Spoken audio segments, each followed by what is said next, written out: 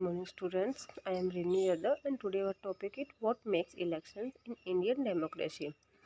ये हमारा 9th class का 3rd चैप्टर का टॉपिक है कि इलेक्शंस जो इंडिया में होते हैं वो क्या वो डेमोक्रेटिक होते हैं या नहीं होते हैं।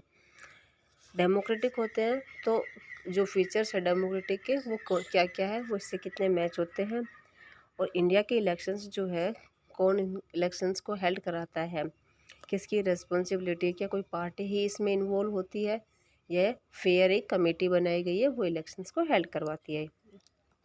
तो लेट अस स्टार्ट। आपने ये रीड किया होगा न्यूज़पेपर के थ्रू, टेलीविज़न रिपोर्ट्स के थ्रू कि जो पार्टी जो है उन पर बहुत ज़्यादा एलिगेशन लगते रहते हैं। मतलब एलिगेशन का मतलब है कि आरोप लगते रहते हैं। किस तरीके के आरोप लगते हैं? जिस तरीके से मान लीजिए कि पार्टी में एक ही कैंडिडेट 2 जगह से सीट पर इलेक्शंस में पार्टिसिपेट कर रहा है, तो वो क्या करेगा कि एक जगह अपने जो है सही नेम्स डालेगा, अपनी फॉर्मेलिटी बायोडाटा जो है सही देगा, दूसरी जगह जो है वो फॉल्स देगा, क्योंकि वो 2 सीट्स पे जो है फॉर्म अप्लाई कर रहा है। तो इस तरीके के एलिगेशन देखने को मिले कि जो जीनियस नेम जो है वो वोटर लिस्ट में वो एक्सक्लूड नहीं करता। सेकेंड है कि गवर्नमेंट की जो पावर है, जो फैसिलिटी है, उसका मिसयूज करते हैं रूलिंग पार्टी जो है, तो वो अपनी पावर का मिसयूज करती है। मिसयूज किस तरीके से करेगी कि जब इलेक्शंस का जो टाइम होता है, जो 15 डेज होता है उनका कैंपेनिंग का, तो उस टाइम के दौरान वो गवर्नमेंट की प्रॉपर्टी का यूज़ नहीं कर सकता। ये हमने लास्ट वीडियो में किया था। बट जो रूलिंग पार्टी जो है, अब वो अपनी पावर को दिखाने के लिए वो गवर्नमेंट की गाड़ियों का यूज़ करता है, ट्रांसपोर्ट फैसिलिटी गवर्नमेंट की, या ये होता है कि हम आपको जो है हमारी पार्टी की ज़्यादा वोट है तो आप लोग हमें ही फेवर करो, हमें ही जो है जितना है हमें। तो इस तरीके से पावर का मिसयूज करना। आप हमें जीतने के बाद, जैसे हम जीतेंगे, हम जीतने के बाद भाई आप लोगों को जो है कैंडिडेट लीडर के रूप में कोई फैसिलिटी प्रोवाइड कर देंगे, या कुछ और ऐसी किसी भी तरह का मतलब लालच देके उसका पावर का मिसयूज करना। थर्ड है excessive use of the money and such. जैसे लिमिट है कि हम जो है पार्लियामेंट मेंबर ऑफ पार्लियामेंट के इलेक्शन हेल्ड करते हैं तो उसमें 25 लैक्स जो है यूज कर सकते हैं, और जो लेजिस्लेचर के जो इलेक्शंस होते हैं उसमें 10 लैक्स के थे। तो कैंडिडेट की जो पावर है वो, लेकिन रिच पार्टी जो है वो करप्शन फैलाती है, और करप्शन रातों रात जो उसने क्या कर दिया, नोट बांट दिए है ना, और सुबह जब इलेक्शंस हुए तो वो लोगों ने उसके फेवर में वोट डाल दी। तो इस तरीके के जो है एलिगेशन हमने न्यूज़पेपर में सुनते रहते हैं आए दिन। तो अब क्या ये सही है या नहीं है, इनको किस तरीके से रोकना है? यदि एलिगेशन पूछा जाए तो आप ये 4 बता सकते हो। 4 एलिगेशन क्या है? इंटिमिडेशन ऑफ वोटर, वोटर को धमका कर, डरा कर अपने फेवर में लेना। ये 4 पॉइंट्स है जो एलिगेशन हम देखते हैं। अब है इंडिपेंडेंट इलेक्शन कमीशन की जो इलेक्शंस जो होते हैं उसमें ऐसा माना गया है कि माल प्रैक्टिस का ज़्यादा मतलब धोखेधड़ी का ज़्यादा यूज किया जाता है। तो इंडिपेंडेंट इलेक्शंस को हम किस तरीके से हेल्ड करवा सकते हैं, क्या हमारे पास वो तरीका है? One simple way of the checking the whether the elections are fair और not look at the conduct of elections. के इलेक्शंस जो करा रहे हैं तो हमको उसको किस तरीके से फेयर करा सकते हैं, किस तरीके से उसको चेक कर सकते हैं हम, ये क्वेश्चन है। तो इसके लिए हमने क्या करना पड़ेगा, इसका आंसर क्या है? All these questions quite positive for our country in the country elections are conduct। कि कंट्री के जो इलेक्शंस है वो कंडक्ट कौन करा रहा है? Independent and powerful election commission. कौन इलेक्शन 1 मार्क्स का भी आ सकता है कि वो इलेक्शन का कौन कंडक्ट करवाता है, तो आपको क्या करना, इलेक्शन कमीशन जो होता है। इलेक्शन कमीशन की जो है पावर एकदम इंडिपेंडेंट होता है, जुडिशरी इंजॉय की तरह। जिस तरह से जुडिशरी हमारी इंडिपेंडेंट है, इसी तरह के इलेक्शन कमीशन भी इंडिपेंडेंट होता है। इलेक्शन कमीशन का जो चीफ जो होता है, कमिश्नर जो होता है चीफ, उसको कौन अपॉइंट करता है? प्रेसिडेंट अपॉइंट करता है। बट अपॉइंट करने के बाद प्रेसिडेंट आंसरेबल नहीं होता। मतलब उसने चीफ इलेक्शन कमिश्नर को अपॉइंट कर दिया, अपॉइंट करने के बाद ज़रूरी नहीं कि वो कमिश्नर जो है, जो अपॉइंट हुआ है, वो प्रेसिडेंट की सारी बातें मानेगा। नहीं, वो फ्री है, फेयर है।